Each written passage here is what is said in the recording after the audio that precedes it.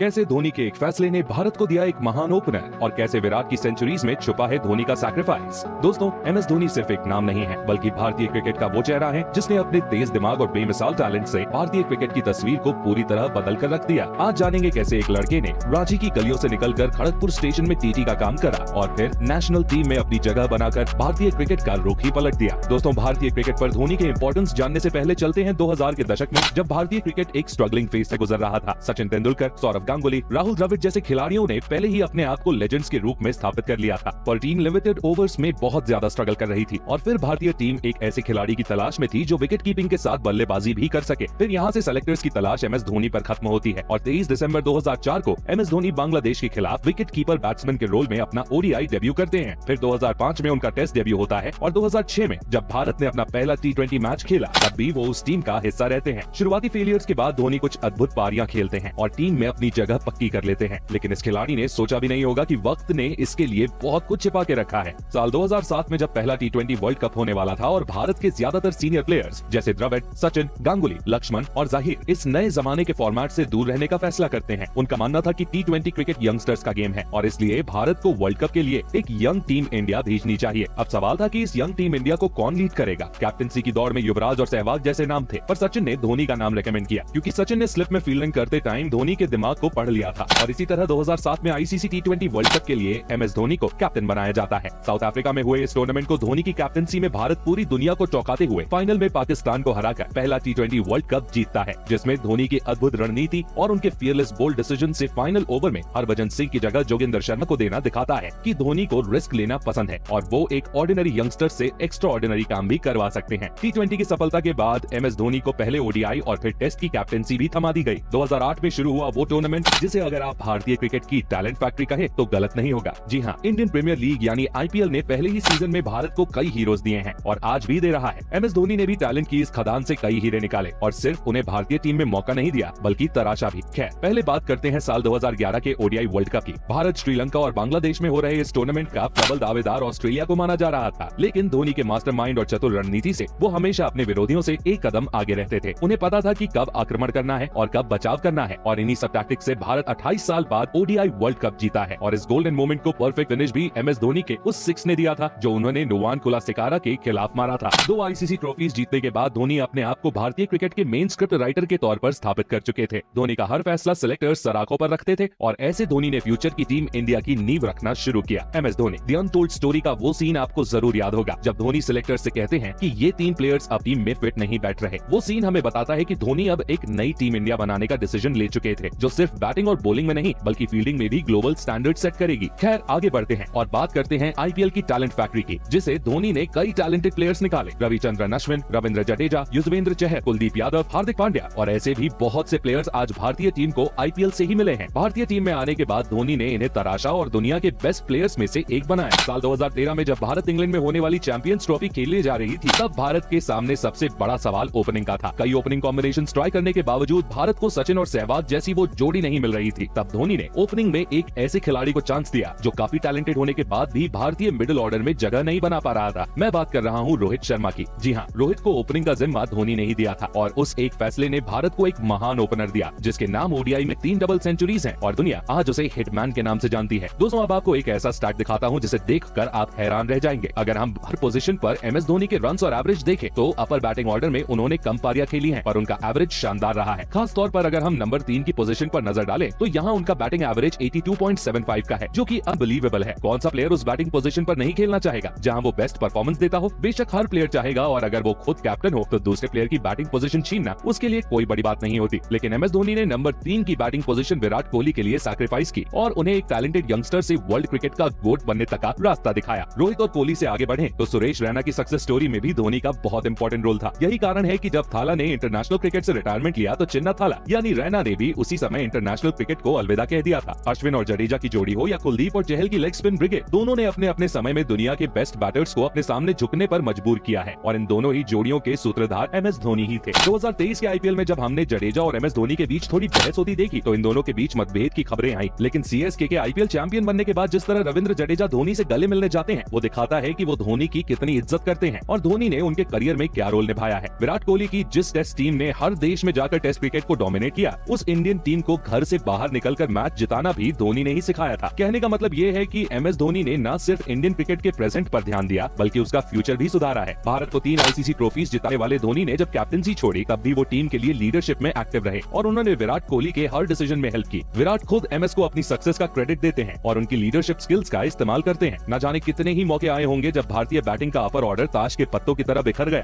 पर भारतीय टीम की डूबती नैया को संभालने का काम हमेशा MS धोनी के मजबूत कंधों ने ही किया है। 71 पर 5 विकेट, उसके बाद भी अगर पूरे देश की उम्मीद टिकी रही ना, तो वो सिर्फ इसलिए क्योंकि उन्हें पता था कि धोनी बचा हुआ है। भारतीय क्रिकेट पर धोनी का एक बहुत बड़ा एहसान है, जिन्होंने कैप्टनसी के अलावा भी अपने बैट और ग्लव से अनएक्सपेक्टेड काम किए हैं। धोनी ने ODI में 10,000 और टेस्ट में 4,000 से ज्यादा रन बनाए हैं और वो एक शानदार विकेट कीपर भी थे जो अपनी लाइटनिंग फास्ट स्टंपिंग से पलक झपकते ही बैट्समैन को आउट कर देते थे। धोनी की लीडरशिप क्वालिटी, कामनेस, उनका डिटर्मिनेशन, उनकी अचीवमेंट, सक्सेस पूरे क्रिकेट वर्ल्ड को इंस्पायर करती है। भारतीय क्रिकेट में धोनी का योगदान कोई नहीं भूल सकता, जिसने अकेले अपने दम पर अपनी महान लीडरशिप और अपने तेज दिमाग से इंडियन क्रिकेट टीम को एक पावर हाउस में बदल दिया। धोनी ने करोड़ों फैंस को एक खुशी दी और सबको इंस्पायर भी किया। धोनी की लेगेसी कभी खत्म नहीं होगी और हम उन्हें हमेशा ऐसे ही याद करते रहेंगे। MS धोनी के सच्चे वाले फैन हो तो एक लाइक जरूर कर देना और वीडियो को हर थाला फैन तक पहुंचाओ। और अगर ऐसी एक और वीडियो देखना चाहते हो अपने माही भाई के ऊपर तो इस वीडियो पर क्लिक करके चले जाओ। ऐसे इंटरेस्टिंग और इंस्पायरिंग क्रिकेट वीडियोस देखने के लिए नॉन स्टॉप क्रिकेट को सब्सक्राइब भी कर देना। धन्यवाद।